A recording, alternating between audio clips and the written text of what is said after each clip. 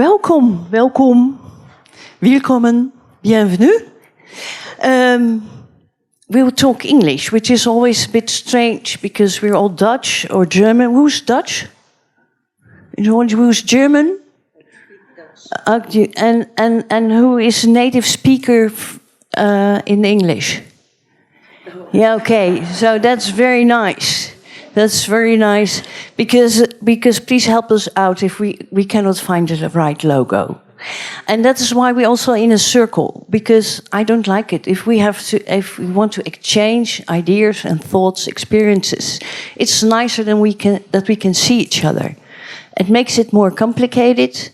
There's a chair over there, but it's better than that we are just looking at each other's backs and that the guests are so pricked up on stage and feel very uncomfortable. The topic of the meeting is: what do young people know about the Holocaust? And what do we know ourselves, by the way? And if we do agree that it is important to commemorate it, what happened in the past, what must we do to keep this dark history alive? How will we tell the story? And what do we hope to achieve? Stop denial, stop false information, stop prejudices, make people defend democracy. In short, what do we need to keep it alive? I will welcome my guests. This meeting was presented as a meeting with youngsters. So I asked my daughter to come with her friends. She's 21. She said, "Mama, it's Liberation Day. We have tickets for the Olympisch Stadion. We will dance the day away. That's what the National Committee wants us to do. So we will." And that's why I'm very happy that I see some young faces amongst us. But two are here, and that is Mees. And it comes all the way from Friesland, which is a different country, as you know, probably. But you do not speak Frisian? No. And we have from Germany, Lydia. She's in a gap year. Last summer she finished this high school, and you decided to become a volunteer at the. You must help me. I can't reproduce the name of the Stichting. Aktion, Sühnezeichen, Friedensdienste. Yeah. And she is in that position. She's stationed at Westerbork, at herinneringskamp Westerbork. And I forgot to tell that Mees is member of the Anne Frank Youth Network. We'll tell more about it later. And we have three researchers in our midst. We have Rüdiger Mahlo from the Claims Conference from Frankfurt. I say it right? Yeah. Maybe you remember that this year a research from the Claims Conference was presented in the Netherlands and gave some fuss. But we will not go too deep into details today, but more what are we researching, what do we expect from it, what were the outcomes and how can we interpret them. The Claim Conference is doing international research. Every 2 years they choose different countries. They do that for a long period already. Rolf Possekel is from EVZ, Erinnerung, Verantwortung und Zukunft. And they are doing research since 5 years amongst people in Germany. And last year also specified on younger people. Also on what do we want to remember and how do we want to remember it. And then we invited Willem Wagenaar. He's a researcher from the Anne Frank Stichting.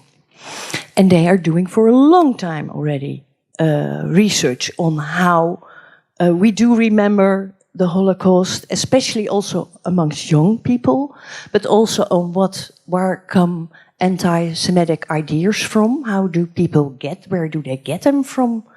And how does that work in the classroom?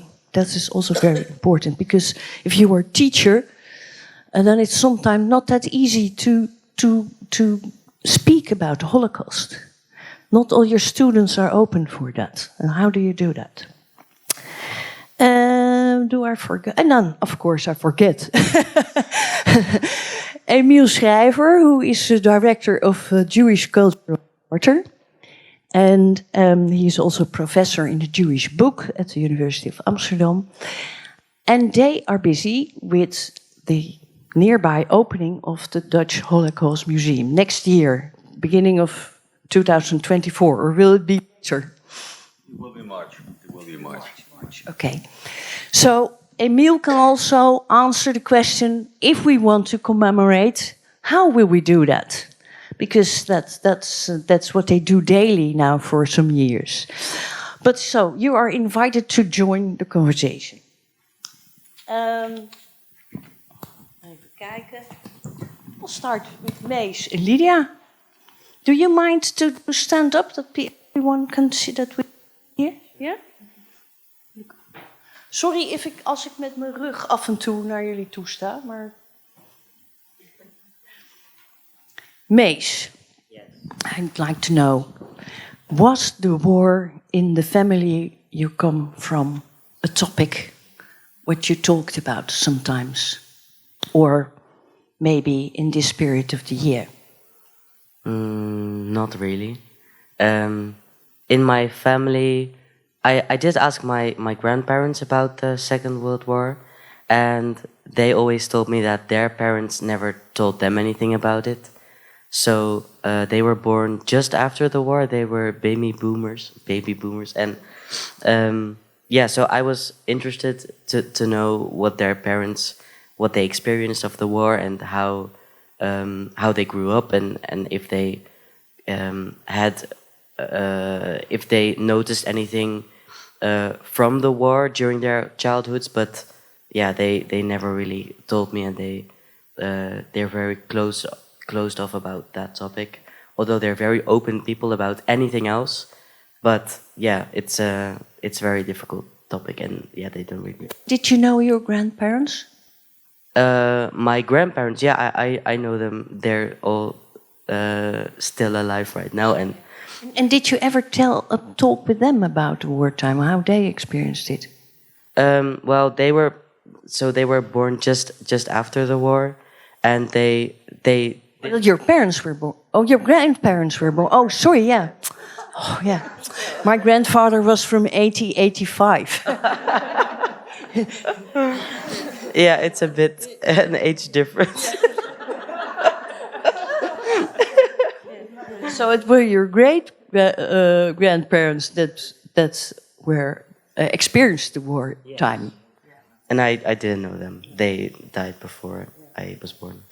And Lydia, is war an issue in your family? Is it ever? It depends. On my mother's side, I know way more things than on my father's side of his parents or grandparents. My father's parents were born right after the war, and the others from my mother's side, they were born in 41 and 42, so they don't really have or remember things, but they lived then. And sometimes I talk with them about it, but I think it's quite difficult because, especially my grandma, she's like, is sad, and also, what she remembers, it comes again, and she feels it again. And she told me, for example, when she walks about the street through the street, and there's glass on the ground, and she steps on it, it reminds her of the war. So that's kind of a thing she remembers, but other things not. Yeah. Well, that's maybe interesting to know here, people here in the room. Who of you said, talking about war was something we did sometimes with our parents or grandparents. Who says, yeah, we did that from time to time? And who said, no, never, not a word? Or you don't know? Okay. Now you are both active in these kind of peace movements and awareness movements. Mees, how did you come to do that? It was an Instagram advertisement, and it said that the Anne Frank organization, it was looking for young people. So I clicked because I'm very interested in history, and it also said something about discrimination right now and doing your own projects to go against that. And yeah, it sounded interesting to me, so I signed up. And when it started, I think the batteries. Oh no. Okay. Well, when I got the email that I was accepted, I already forgot that I signed up in the first place. So it was. We started out with a weekend where we got to know each other, and we met up at the central station in Utrecht. And everyone was younger than me. I was 20, and most people were about 16 or 17. And I met them, and I was like, oh my God, I have to spend a whole weekend with these children. Yeah, these kids. I was like, oh man, I'm too old for this. It's it was hard to get into it, but we had a bus ride to the hotel or the hostel, and when we started doing the exercises, I was so surprised by every single person there, because they were, well, 16, 17, 18, and they were so active in their lives, and they were so interested in these topics that I was interested in as well. But when I was 20, I was just starting to get into it, and they were so much farther with their knowledge and how active they were and their activism, and it was so inspiring to me. And age didn't matter anymore, because we were all interested in the same things and we wanted the same things, so it was very inspiring. And Lydia, it's your gap year. And how did you come to join the organization, your peace organization you're in now? I was always interested in history, I think, especially because I've been on a boarding school, and it was during the Second World War. It was an SS school, and yeah, it wasn't even mentioned in my history lesson. And then I was thinking about, maybe I can do something different, or get to know more things. And then I decided I want to do something different after high school, and applied for Aktion, Sühnezeichen, Friedensdienste, and now I'm here. The history part is really important for me, I think, and it's also the most interesting thing for me. And there are also other projects with older people, and so from this organization. But I decided that I want to do something with history. Yeah. And now you're in the camp Westerbork. And what do you do? What are your tasks? What do they ask from you? I'm working, in the education. Sometimes giving guided tours, and I'm also doing kind of research over concentration camps.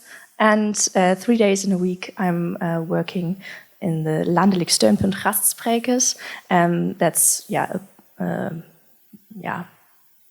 there are many people, 5 people. We have a team of 5 who have contact with witnesses of the Second World War or their children, and we ask them to go to schools which ask us for a witness, and then we give them the contact.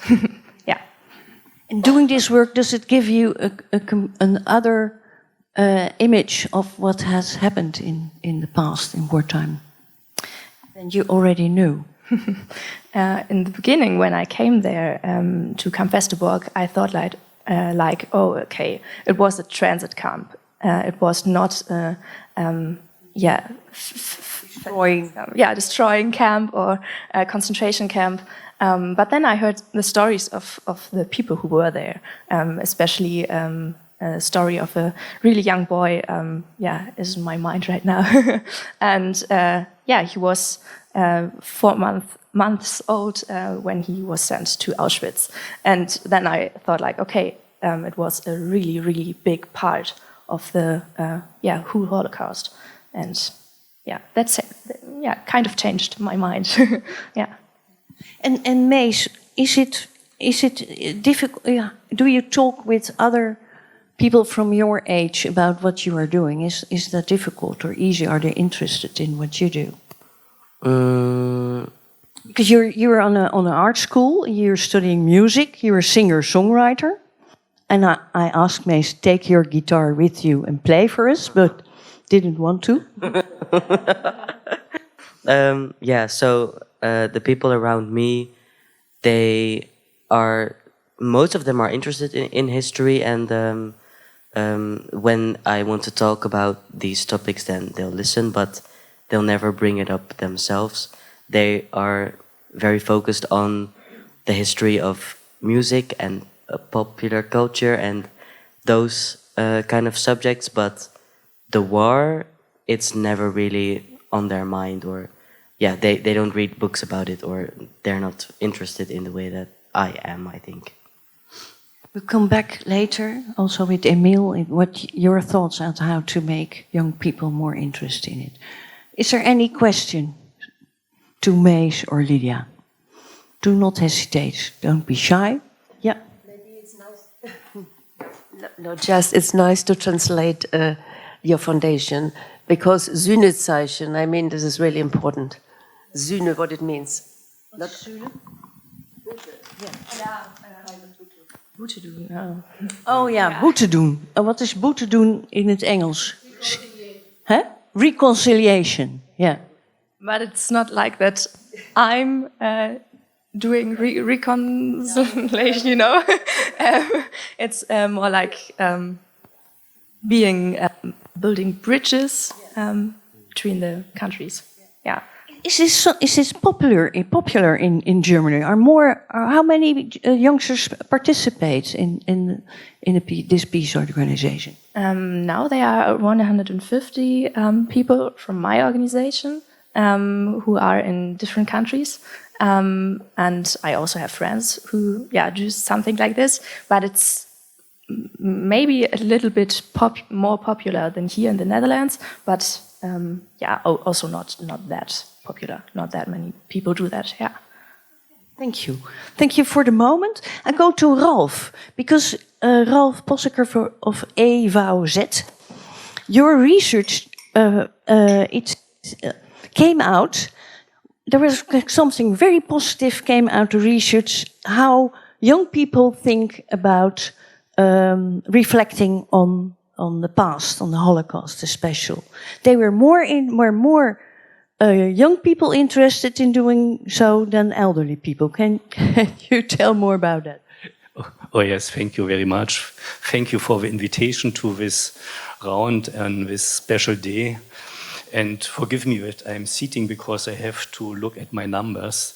I have not all of them in my mind.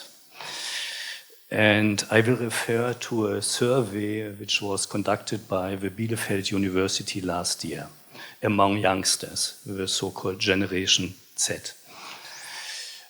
And let's take the broader picture. Who is interested in history? This young generation, which is facing climate change, competition for professional success, and all this stuff of contemporary problems. The result was interesting for us, surprising in some degree, that 84% of German youngsters are believing that history is important for our society. So because sociologists will argue we are in a society without memory, we are living in the present. But the young generation, 84%, are claiming that history is important for our society. How do we know that it's not a social... We do not know. We do not know. We do not know.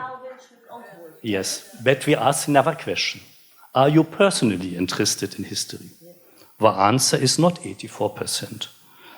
The answer is less, 47%.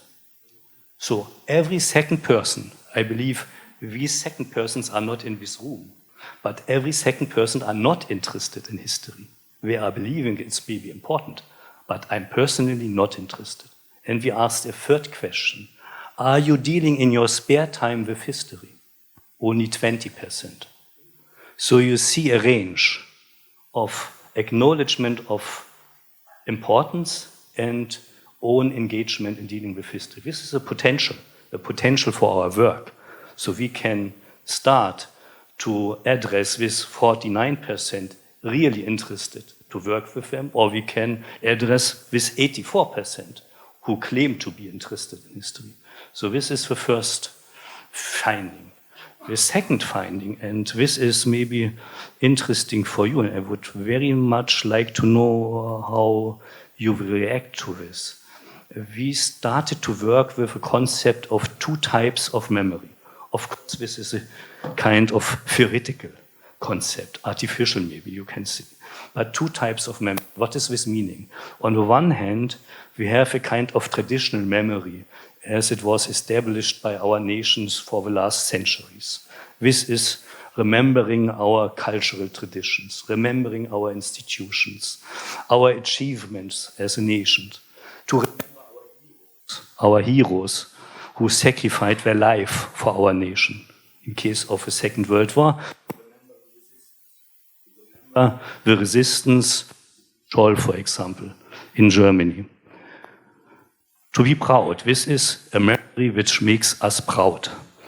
And the second type of memory is a kind of shameful memory. And this is, we should remember our failures, crimes we had committed or had allowed to be committed by others in our country. So these types of memory are balanced in a certain way in Germany. And we would like to know what is the balance between this memory of proudness, we can proud of good traditions, democratic tradition, whatever, victories, whatever we had, and of this shameful memory. And the first question, in order to find it out, it is a challenging question how to get empirical data for this, yes. We asked them, the youngsters, what is the most important event, let's say this way, in the 20th century? And on the first place was not the most recent and the most proud event, the German reunification, the fall of the Berlin Wall. Only 30% said this is the most important event in German history of the 20th century. On the opposite, 80% pointed out World War II and the Nazi crimes are the most important event. So 30% German reunification, German nation, 80% German crimes. Okay, you can answer maybe it's not clear. So we put a second question. Do you believe that we should stop remembering our crimes in Germany? This is a clear question because this question was put forward by the AfD, the right-wing party in the German Bundestag. Stop remembering shameful things, yes. And the German youngsters, to my surprise, very clearly said 75% disagreed. 75% said, no, we should continue to remember this shameful history. Of course, you can say 25 agreed, but in really agreed only 9%. 9% said you should stop. 76% said we should never stop remembering this shameful past. And what is interesting? Interesting is that if you compare this data with the general population in Germany, then the outcome is, the finding is that the youngsters are more clear in defending this shameful memory. Because the general population, where only 75% said we should not stop it. And 26%, a quarter of the general population, is saying we should stop remembering the past. So what is good? The good thing is, the good message is, that the young generation adopted this concept of shameful memory. And this is a basic for our educational work. Of course, now I can, if you would like to, I can go into the issue of knowledge, but maybe we stop here. We'll stop here because it's a lot of information. Thank you very much. I think this concept of good remembering the good things and remembering the evil things, that is a very interesting issue, and that is very actual in the Netherlands as well, as we are we are champions in remembering the good history of the Netherlands. and there was really a taboo on talking about the dark side of our history, in which is now very actual in talking about slavery, past of the slavery, colonialism, but also of the Second World War. Can you add something to that? One of the things that strikes me especially is the fact that we should allow for what I call grey tones. What the grey tones, so tones of grey in between the black and white of being a victim or being a perpetrator. One of the difficult about the Second War is that we like to think in black and white categories. And one of the difficulties in defining a National Holocaust Museum and in showing, because museums is not only about the narrative, but it's also about objects. In showing what you're showing, you have to interpret what you show to the audience before you do so. So we do not realize, but a lot of the images that we as an audience have of the Second World War are actually perpetrator-produced images. They were images that were made by the Nazis and that were made to represent their version of what has happened. That gives us a special responsibility to think about whether we use these images or not, or how, when we use them, how we counter them. For me, the most important thing is to continue to differentiate the history, and that's why I don't like. We have a tendency to speak about we have to tell the story, and we like to use the word story, verhaal in Dutch. But it's more than a story. It's a complicated history in which millions of people try to find their way and try to continue to live.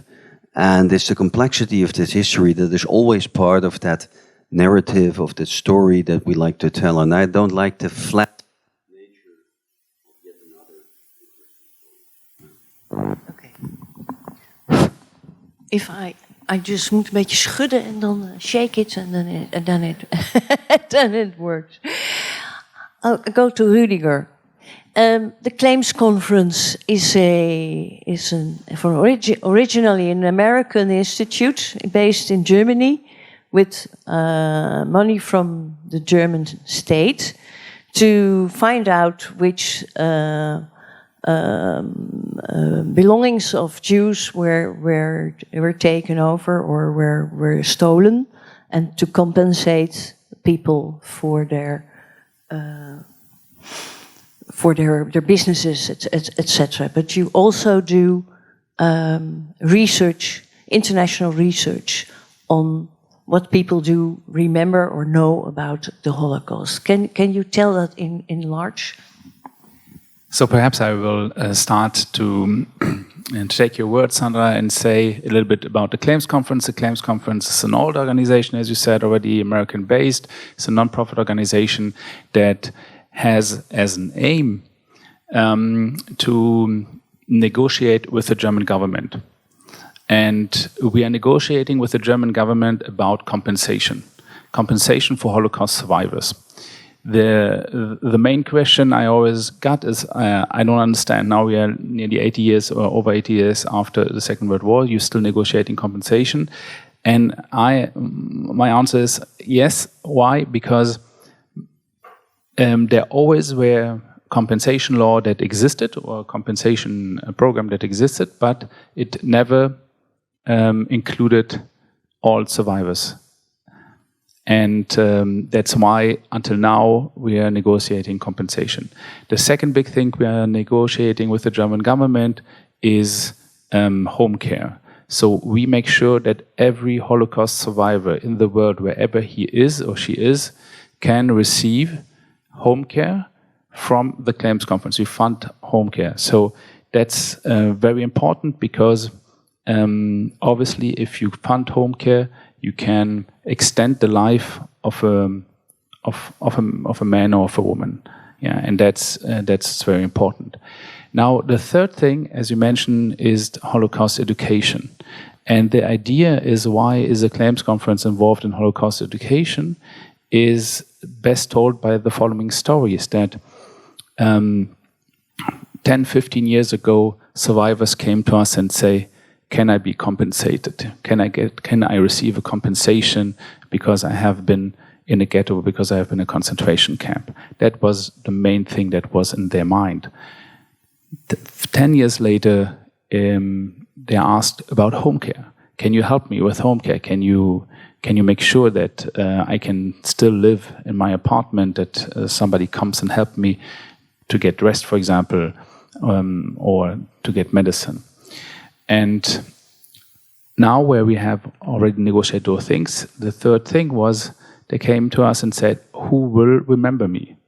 Who will remember my family? How can I make sure, or who will tell the story in the way we told the story when we went to schools, for example, and had a report about our eyewitness? And that's for the claims conference decided that they will be the Jewish voice going forward to transmit the memory of the survivors into the next generation. And therefore, 25 years ago, we started to fund heavily Holocaust education. We are the biggest Holocaust education funder worldwide. So we fund the creation of the museum like Yad Vashem or the US HMM. We are funding teachers training. We are funding, for example, translations of Anne Frank into Farsi or Arab languages, and movies.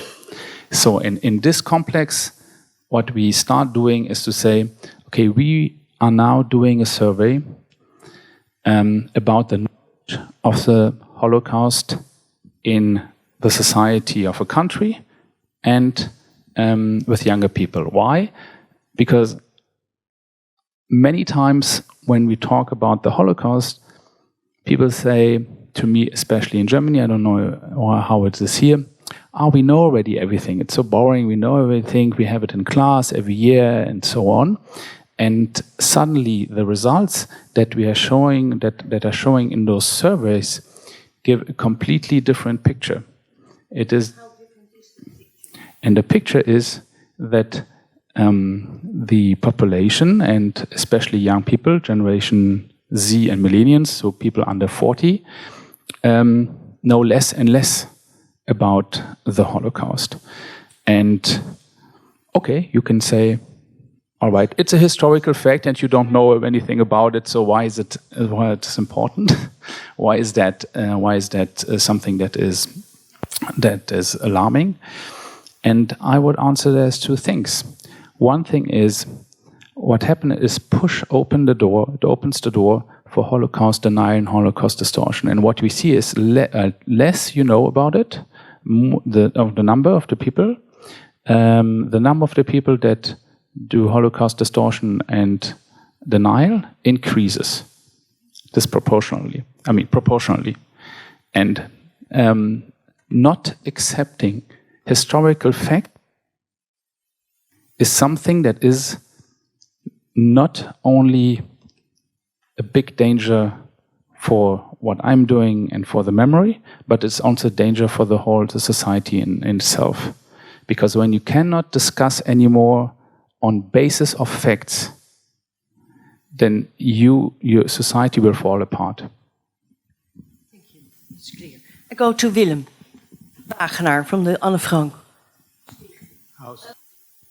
Well, as a father, I would say if you look into young people, you're always walking on the crossroads of worries and hope.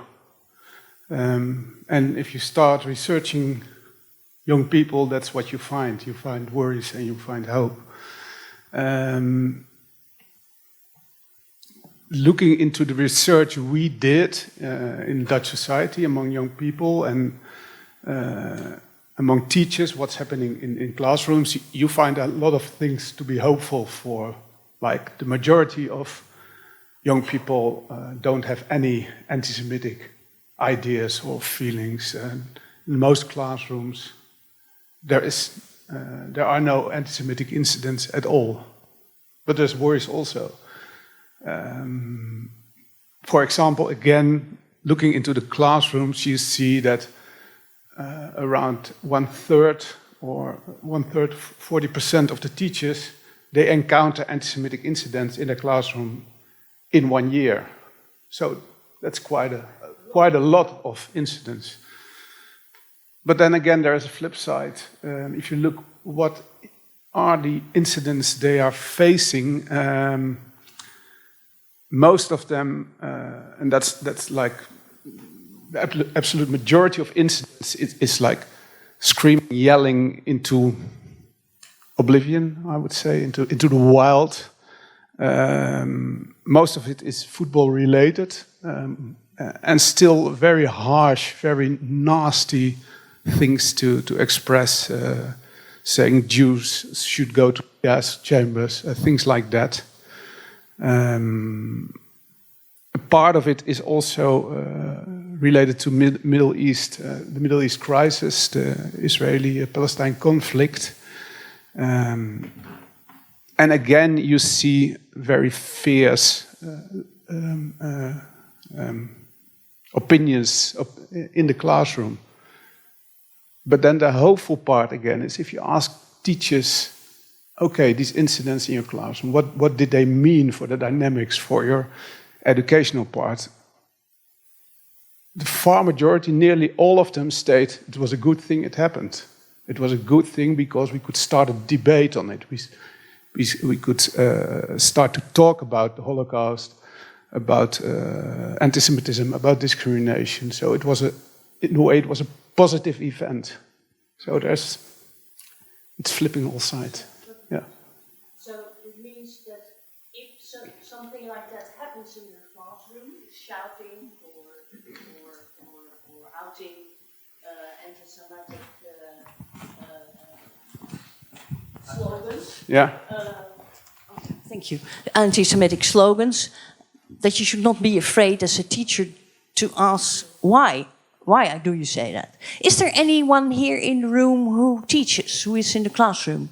Yeah. And do you have, and you as well? And do you have an experience like that? Yes, I'm not now anymore, but up to the last year in MBO. And then I had young people who should be camion riders from North Holland. And then I took the notices from somebody, and then there was a Nazi sign on it.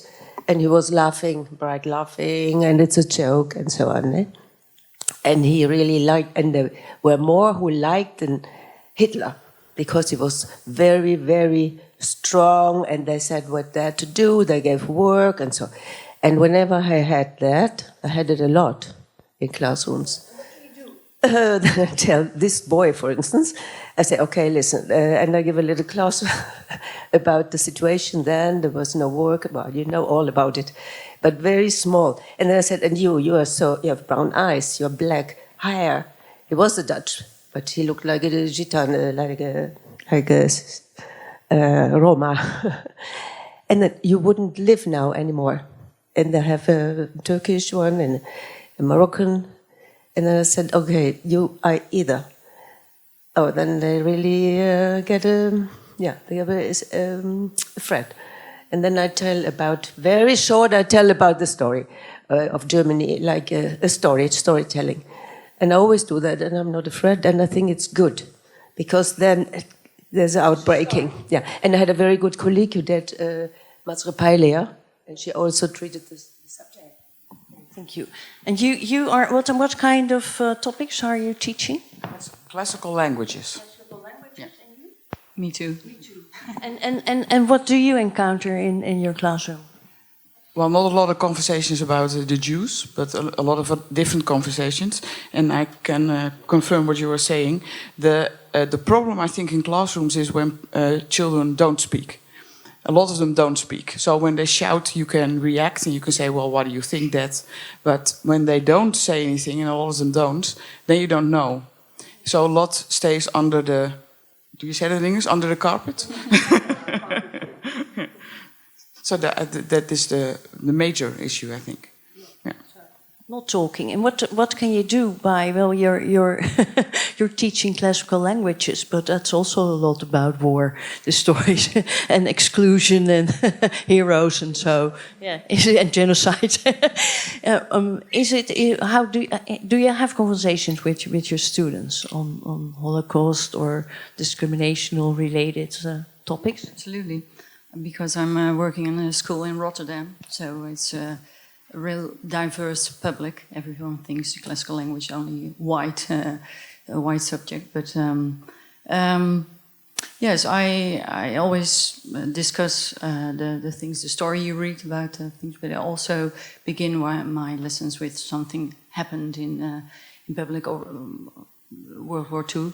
For example, in Corona, during the Corona crisis, there were some boys in Urk who dressed like SS'ers, and they thought it was that was how our the politics and the rules of Corona was like living in World War II, and so I started that day with the picture of the boys in the SS, and I noticed that some of my pupils didn't mind, and they really liked it, and they would do the same.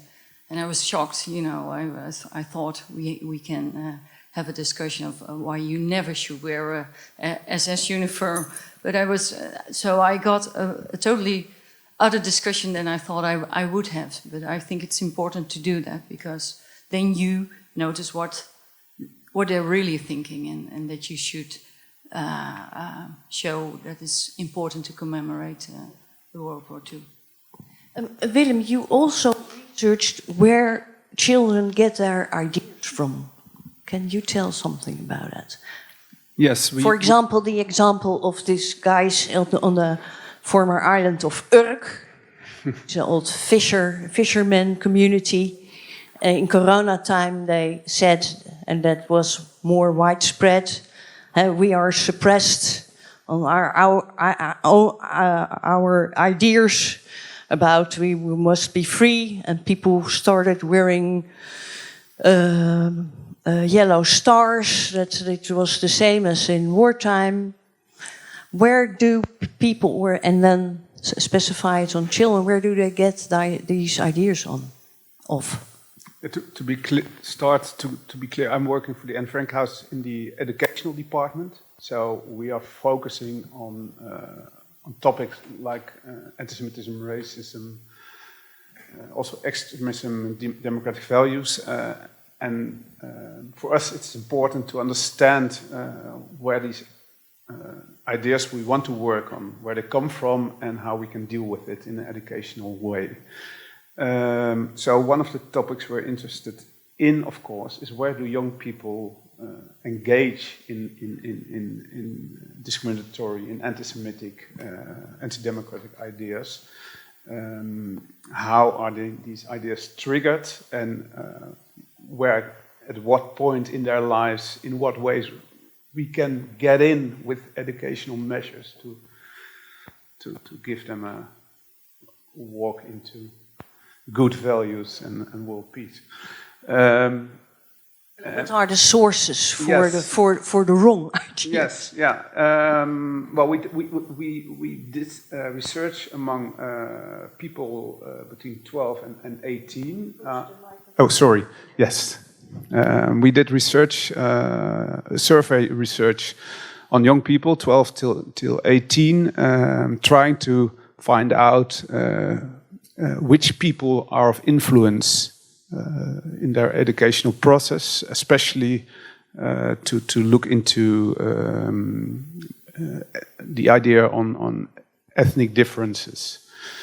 And what we found is that actually in the whole period until 18, and that was quite surprising for us, parents are all over. On all topics in general, on the long term, work, relationships, but also on the short term, even drinking alcohol and drugs, taking drugs. Alcohol, parents are on top. Second, friends, peer network. During the Till which age? 18. 18. Yeah, 18. yeah, and that we stopped at that moment, so we don't know what happens after. So it's promising for the parents amongst us. You are of great influence. But the worrisome part was that we also asked about teachers. How many influence do they have on societal topics? And that's a lot until 14. And then it's gone, like not visible anymore. And that's interesting because in Dutch society, in Dutch educational system, we always tend to tell teachers and schools like, okay, you have to do the job. You have to do the job. But then again, this research shows that you have to be, you have to do that at a young age. And actually, that's something we also do. We think about, okay, how can we develop educational material for primary education on these topics? And actually, that's already very old scientific knowledge that if you want to give a positive education on multi-ethnicism, that it's very valuable to teach lessons at a very young age. Okay, this is insight. Ralf. Yes, maybe I can add something in this respect. Of course, the teachers are supplying knowledge, yes, but there should be a demand for it yet. And what might be the demand for our historical knowledge? And we found in our research one interesting thing that, and this is not surprising, we asked what is the challenging issue for the young generation, what are the challenging issues for the young generation. Of course, this is the climate issue, yes. But on the second place is this the issue of discrimination. And second discrimination. And this is even more interesting because 59%, 60% believe or they worry that they will be discriminated in their life. But if we ask, are you really discriminated? Only a smaller part said, yes, I was personally discriminated, 14%. So 14% experienced discrimination in terms of gender, in terms of color, second place, and third place, sexual orientation.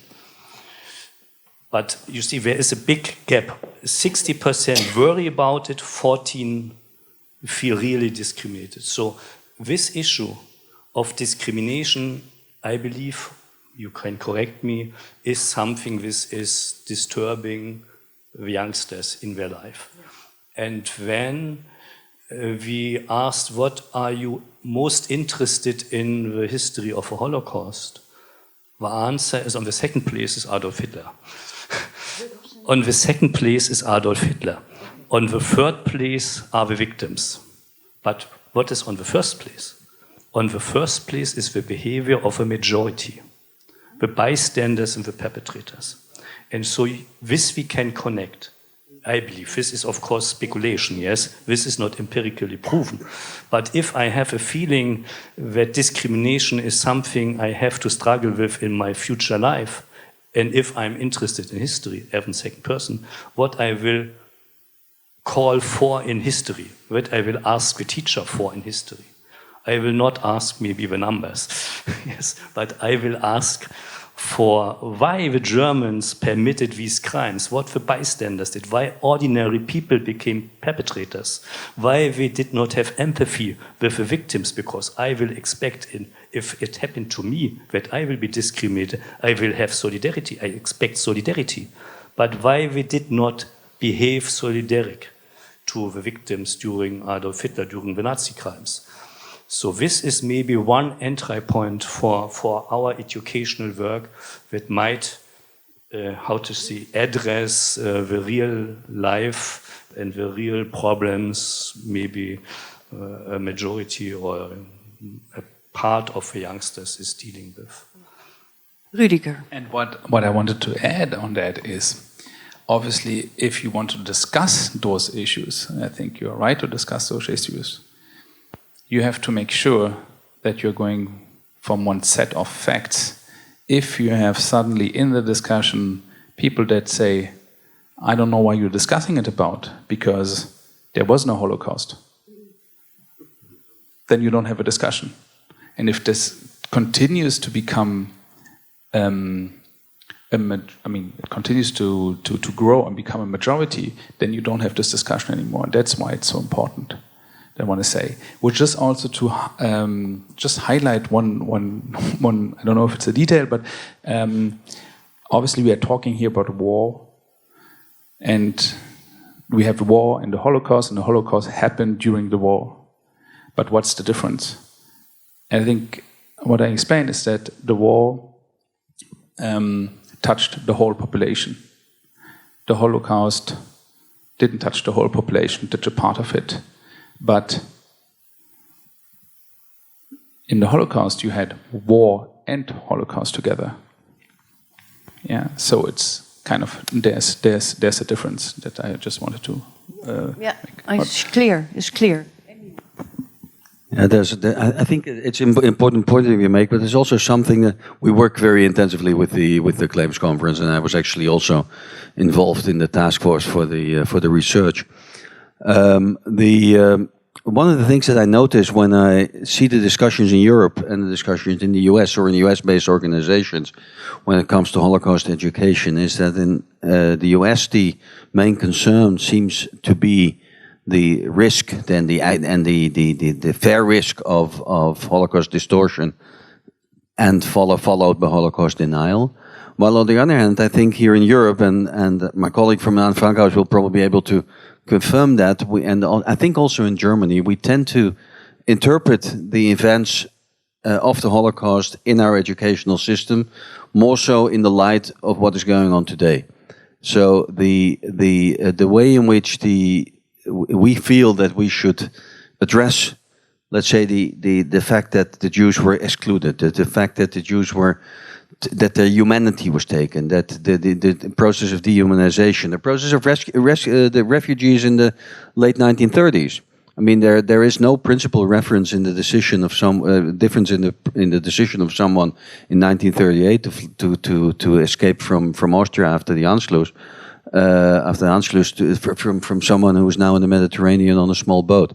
And we feel that we reach our audiences, our young audiences, more easily if we have the courage to connect the events of the Holocaust to the events of today. Emile, that's very interesting, and I understand that.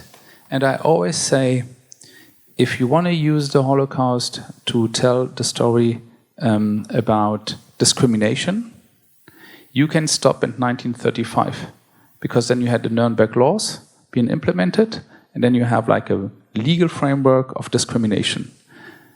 But the Holocaust continues 10 years until 45, and other things happen. And this is something that you have to be in mind if you take the Holocaust and just tell the discrimination story. No, I think we agree more than it seems now. But I think but we take that one step further. Actually, one of the things that we say is that the relevance of the Holocaust for today lies also in the fact that that we still feel the effects of the Holocaust. The fact that we're now talking on such things as restitution, all our thinking about crimes against humanity, about concepts of genocide, have all been defined as a result of the 10 years following the Holocaust. The fact that we feel now, as with the age of survivors disappearing, the group of survivors, the generation of survivors disappearing, we feel the urge to continue to tell the story, has everything to do with the fact that we want people to know the facts. But once you know the facts, you have to have the courage to connect it to what is going on today. Okay. Any questions? Someone who wants to ask?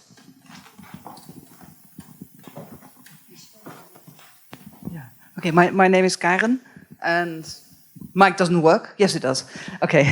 My question is for Mees, but I'm going to go in a roundabout way. I'm a colleague of Willem from the Anne Frank House, and when Ralf, I think, a lot of people have been speaking, mentioned that 20% of the young people are actively interested in engaging with history, and 40% are passively interested. I come from a family with a big history of warring in the family history, but I'm here, my brothers and sisters are not. And not everyone has to be interested actively in history. So I'm thinking, isn't it so one of the most important things we can do is strengthen the kind of experience that Mees shared with us. You're in a school where most people are not actively engaged, but they are interested enough to listen to you when you tell stories. So now I'd like to ask deeper to both of you, what can we generally, people in this room, organizations in this room, do to help you, who are actively engaged in the past, to reach not 40%, but just another 5% or another 10%, to become actively engaged in one way or the other? Because I think that's the way forward, not to look only at the huge problem. Maybe one last comment and then I'll shut up.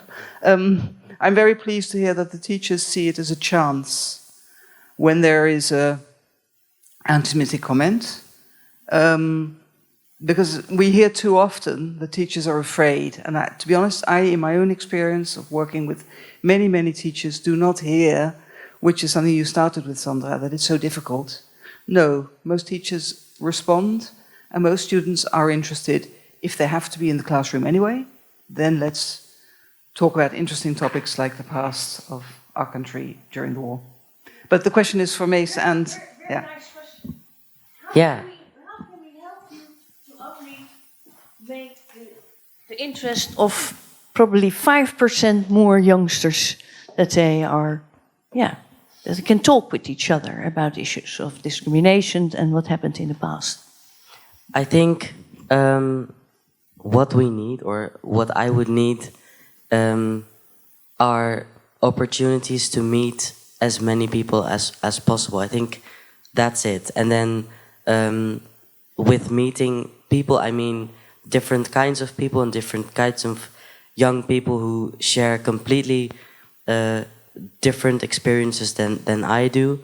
And when we can talk about that and then find what connects us, even though we may have totally different lives, we may come from different countries and have different economical backgrounds or different skin colors or whatever. If we can find what connects us, then we can come to kind of a common ground, and then we can go into these topics that we wouldn't be discussing when we meet someone for the first time. So I think if there are opportunities for young people to meet and to have space to share, and when they are really interested in seeing someone else, which I think happens more quickly than you would expect, or at least that's my experience, then something new can come from that, and we can learn from each other. Lydia? Yeah, I think also in school I had quite often that, we were talking about the Second World War or other historical things. And then there started a discussion, and our teacher said, no, we're only learning the facts and no discussion, but we need this discussion. We need to talk with everybody and, say what we experienced or what we see. For example, the boarding school you were at, nobody talked about the past of this school. No. How did you find out it was an SS quarter? I actually got a book from my parents, and it was more like a novel. But then, yeah, there was my boarding school part of it, and a boy, yeah, whatever. But that was when I first heard of it, and we never talked about it in school. And I think that's quite shocking because, it was also after the war. It was the Red School, so quite communistic, and it was just no part. Eastern Germany. Yeah. So so what you're arguing is that it would be important that peers teach peers, that you go, but that is what the Anne Frank Youth Network does already. Yeah. But how can we enlarge this movement? Are there other ideas in how can peers meet peers and make it possible to discuss the issue of the war and the Holocaust and discrimination and mechanism of exclusion? Are there other ideas or experiences? Yeah? Yeah, Martin. Sometimes it's a totally different thing, but we have the same question. For example, if we want to talk about Europe, then we try to avoid Europe in the title because sometimes people don't want to talk about Europe because they think it's boring. So I wonder if it's also an approach to invite young people, but not under the label topic, let's talk about the Holocaust, but have a totally different topic and then like to... Yeah, I mean, not of course, not totally different topic, but I mean, it's maybe, but somehow to be more attractive. I don't know, you know. Or could it be just attractive? The title. Let's talk about Holocaust. No answer. No, I think you make a fair point. I mean, we changed the name of the Jewish Museum. I'm leading the Jewish Culture Quarter, which involves the former Jewish Historical Museum, where we changed the name and dropped the word historical. We dropped the word historical. We are now called Jewish Museum, like the Amsterdam Historical Museum did, and they now call themselves Amsterdam Museum. And typically, the older generation will detest you for doing that, and the younger generation accept that. There was research done at the University of Amsterdam where it was found that youngsters typically tend to be interested in the past, but not in history, which they connect with their school. So it's also about the wording, about the way in which you present them. There's a lot of programs in television where personal past of people is actually considered very, very interesting, and we all want to know where we come from. I think a second point that is very important and that responds to what you're saying is that in your presentation, be that in the classroom, be that in a museum, be that in a public program, it is very important what you're doing here to invite people to share their thinking before you're going to tell them what they have to think.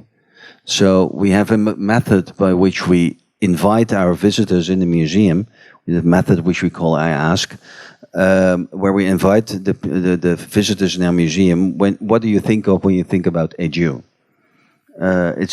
People have no clue what a Jew. Many people have no real clue what a Jew really is. Do you know? Well, I think I know what the religious definition is. We had a funny thing going on in preparation of this talk. I apologize for not being able to join the meal afterwards because I have another meeting in which I have to perform, so to speak, and that's because I'm a professional Jew. I'm a Jew by profession. So that was the joking that we had, and other people call themselves amateur Jews because they feel Jewish, but they don't know exactly why. Rather than telling people this is what a Jew is according to the definition A, B, or C, we ask people, what do you think about when you think about the Jew? And you get all the answers that you were giving: Israel, anti-Semitism, Holocaust, funny food, whatever. But it's very important to keep the discussion open, and it's even more important, we were discussing this for the stage play last night as well, to disagree. It is not necessary that we present, when we discuss, that we present one truth. At least not, yes, historical truth, we have to present that, but to have, it is allowed to ask questions and to have an open discussion on this question. And that is a role that we all have as educators, and not only educators of the people between, let's say, 12 and 18, but also educators of our police officers and of everybody who's interested in this topic. But if you ask your visitors, what is a Jew, and is it an open question, or they can make A, B, C, or after they have given an answer, what do you do with these answers? Do you ask these questions when you are meeting them, or is it just on a paper and then you say afterwards, "Oh, it's interesting"? No, it's one of the first questions that our tour guides ask ask the groups that they have. They're being trained according to this methodology to ask these questions, and they're also being trained to answer. We have a educational program with which we go to the classroom. It's called Talk Show in the Klas, where we go to the classroom and start a discussion on identity, and basically allow every opinion to be expressed. And then you counter, and oftentimes we do this in schools that are typically considered as problematic. For example, schools with a relatively high percentage of Muslim youngsters who oftentimes hear horrible things at home. But once you open the discussion and once you allow them to express what they feel, and you counter those feelings with other information, and you concentrate on what binds, as you were saying, on what binds the youngsters rather than what divides them. If you explain to young Muslims that they have their Fridays, the Jews have their Saturdays, the others have their Sundays, we all eat certain things and we all do not, or some of us do not eat certain things, you actually concentrate on what connects you and not on what divides you. But it takes courage to have such a discussion, and it also takes the courage to endure horrible things that the youngsters might say, but keep on talking and do allow to disagree. Okay, that's good. So excuse me for people in the corner. There's also chairs here, but Emile has a laptop on his lap, so that makes it impossible for him to stay up. But maybe you can show now a few pictures of the Holocaust Museum in building. Where I have much more slides than I will show to you, and maybe you can do it like this. I can't do it. I can't do it otherwise. One of the things that we say, if you look at Holocaust museums today, we look at the process of dehumanization. We try to concentrate on oftentimes you see if you look at commemoration practices, people try to find a way to show the dehumanization. But I think it's the task of a Holocaust museum, and we feel that it's the task of a Holocaust museum, not to dehumanize, but to rehumanize, to concentrate on the fact that this did not have happened to 6 million individual beings, but these were actually people doing this to other people in a country that 15 years before it happened, or less than 50, 1933, I mean, 12 years before it was finished, was as free as our own country. And the realization that this is something that people are doing to other people is very, very central to what we do, which means that we concentrate, yes, on all the historical fact, we concentrate on everything that was going on, but we also concentrate on the individual lives. And one of the aspects of the rehumanization, and one of the things that I notice that our audiences oftentimes feel impressed by, is the thought that in many Holocaust museums there is a strong tendency to reduce the existence of to reduce the life of a victim to the status of them being a victim. Someone who was murdered at the age of 38 and was murdered in 1943 had 35 years in freedom. So what we want to, and lived 35 years, and lived a normal life in 35 years in freedom. And one of the things that we feel important is not only to concentrate on this one moment in history in which they were made into a victim, but rather concentrate on the fact that their entire life was taken from them, and not just that moment of becoming a victim of that anonymous group. That is something that we can do in the museum, and that is something for which we use our objects. So that is one of the important slides that I want to show. That we do that in 2 historical sites. If I find If in principle I would be able to find my, otherwise I have to do it like this. To find my pointer. Does anybody see it? It's interesting. What's going on here? I can talk also. I mean, I don't mind. I can do it without the images, but I don't know what's going on here. It's always like that. Yeah. Sorry? Maybe in the slides?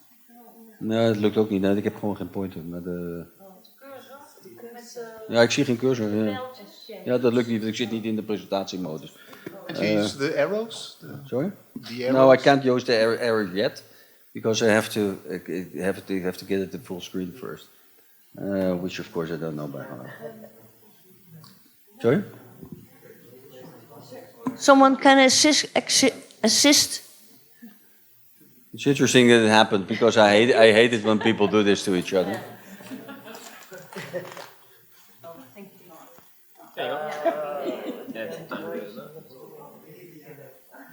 This is not me. Yeah, there you go. Your arrow. Yeah. Okay, my arrow is back. Very good. So I can appreciate it. So one of the things that we try to do is, of course, now I'm losing the HDMI. One of the things in which we do it, this comes back, it happened a couple of times before. One of the things that we do there is that we have in between the historical presentation, because our main exhibition is really an historical presentation. In between the historical presentation, we have small installations which we call Forget Me Not, Don't Forget Me. A very small, colorful tribute, and we have over 50 of such interventions in the museum exhibit, in which we concentrate on individual lives, and which we also take a little bit more liberty, so to speak. That said, of course, one of the things that we also find very important is that we show and that is very important for the Netherlands, that we show what happened in the Netherlands during the Holocaust all took place within the freedom of law. One of the things that the Nazis did here was first change the law, and then it happened. So everything took place here within the law, which is why we decided to have wallpaper, and this is a setup for that wallpaper, in which we have a summary of all the laws, and it will surround you throughout the museum, all the laws that were installed that took away the rights of the Jews. So it was not only the dehumanization, but also just basically taking over the legal system by making laws that allowed everything that happened. That is a very important point that we want to make. Then, and you can see it how it works here on the right-hand side. These are, of course, artist impressions of what is going on here. And we do that in two historical locations. The one being the Hollandse Schouwburg, the former deportation center, the Omslagplaats, which now looks like this if you drive past it. These are the colors that were chosen in 1962 when it became a monument.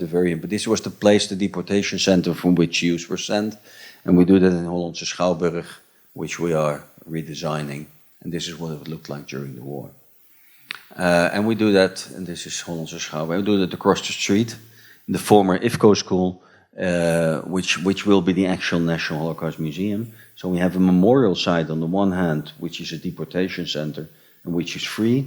There's free admittance, free entrance, and we have the Holocaust Museum across the street, where we have a permanent exhibition on 2 stories, in which we tell the chronological history of what happened here within the framework of the European situation and within the framework of the global situation, in which we have, and that is a good point that you made, in which we have a very strong section and a considerable section on everything that happened after the war and on the impact that it had on society.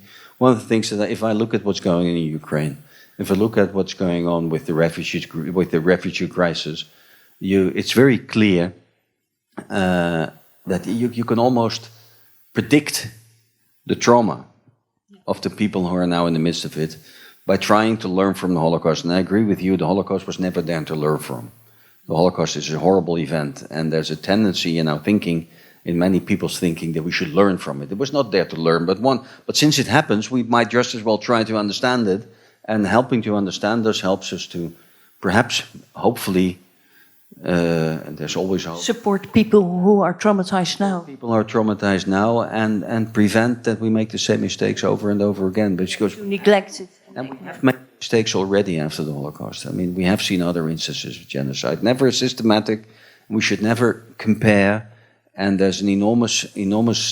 I think even the aspect of Holocaust distortion, and the fact of Holocaust making it more harmless, making the Holocaust into something that is compared just to any other genocide, that is more dangerous here than the actual Holocaust denial. I mean, the Holocaust denial are a very small group of people whom we should take seriously, but making it into just one other historical event, that is a very, very big mistake, I think, that we should be making. And that is the reason why we do it. And the main target group that we have, so this is the building as it looked like, this is the building what it looked like during the war. And this building is an historical site.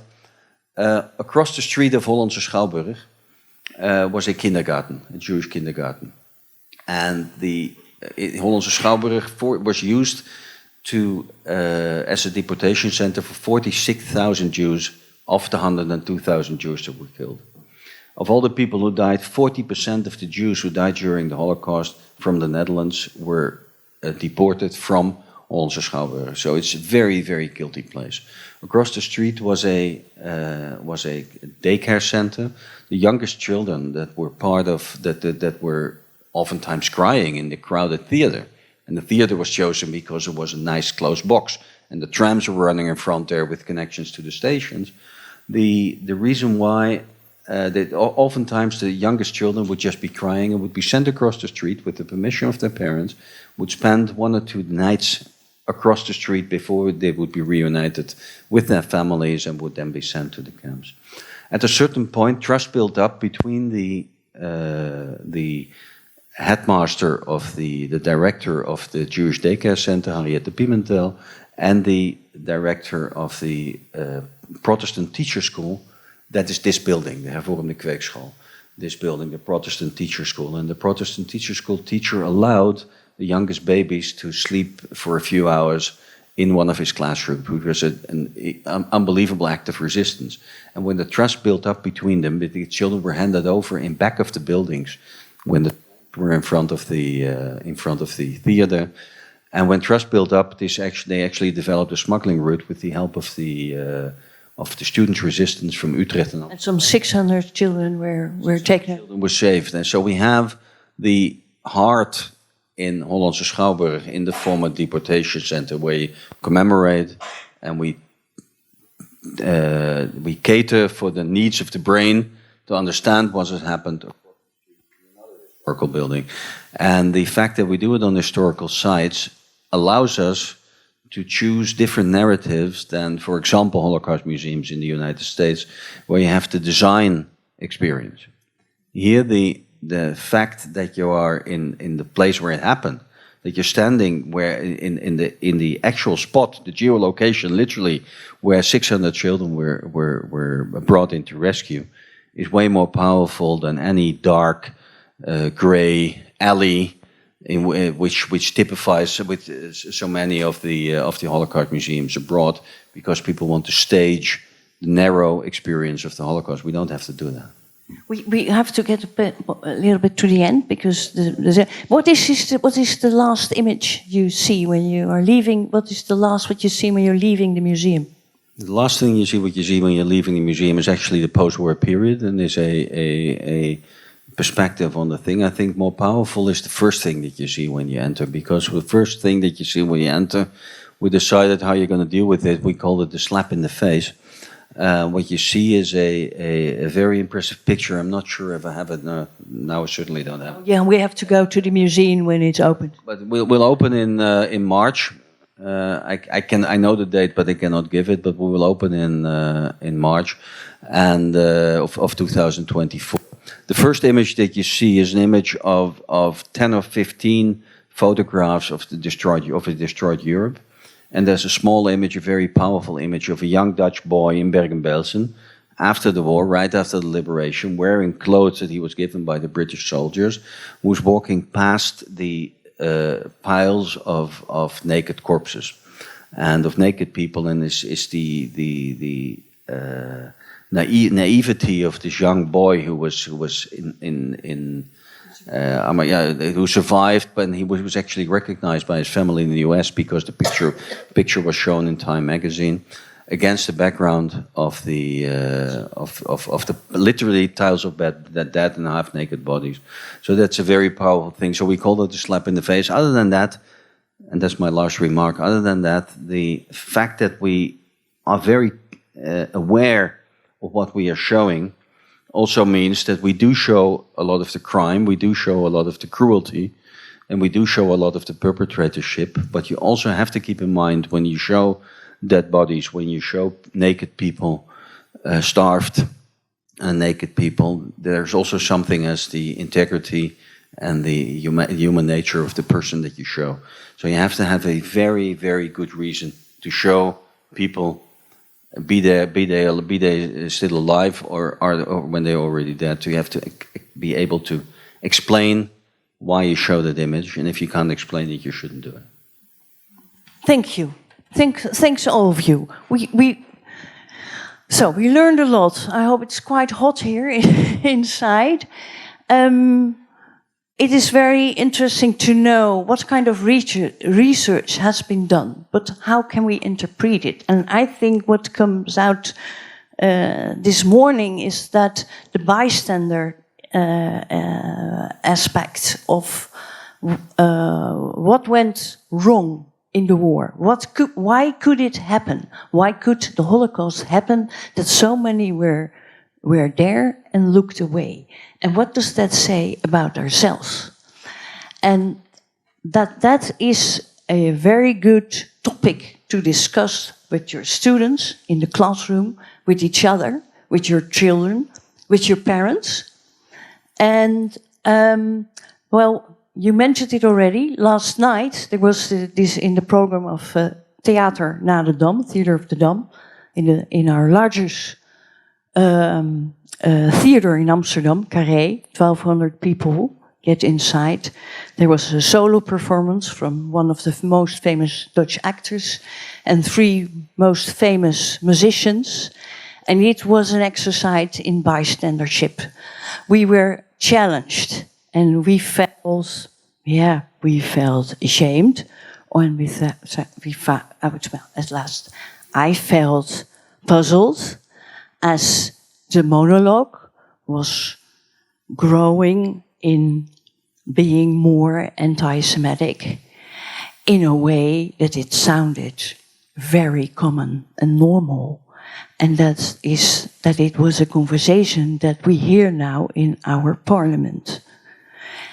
And what should you do? And there's a problem that you are in a theater. There is what we call the fourth wall. That's like a screen that you don't know as you are looking if you can go through it. Can you protest when it is a performance? Was it a performance? Was it true or was it a performance? And what should you do? So if it ever will be repeated, this piece, go and see it because it challenges yourself. I, my daughter, and my friend Tineke said to each other, when the musicians were leaving the stage because they were so terribly insulted, I said, now we should all stand up, protest, and leave the building. What only a few people did. But it was an enormous mirror. And so never forget, there is the black and white, being good or being evil is not so clear, because we will come into situations where we have to make the difference. And that is why it is so special that we are here today in the Goethe Institute, because I have been part of discussions several times here in the Goethe Institute in several roles, but that we are here, my parents would be so proud that it is possible to be here in the Goethe Institute, the cultural foundation of the reunited Germany, and that we can discuss this kind of topics and that we can be together. And especially that now in the back of the garden of the Goethe Institute is the workspace where the struikelstenen, stolpersteinen, are being produced. Who could have thought of that? So we make progression, and that can only be done if we talk with each other and ask with each other. And I'm very proud of our youngsters who make time and effort to talk with their peers. Let's help them and make their outcry, make it possible that we can meet more people of our age. And so let's go have lunch together and continue the conversation. And thank you that you were here. And applause to all of you.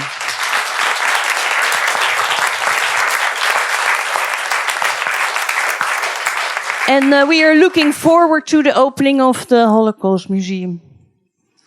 And lots of success with the rest of the researches in all ways.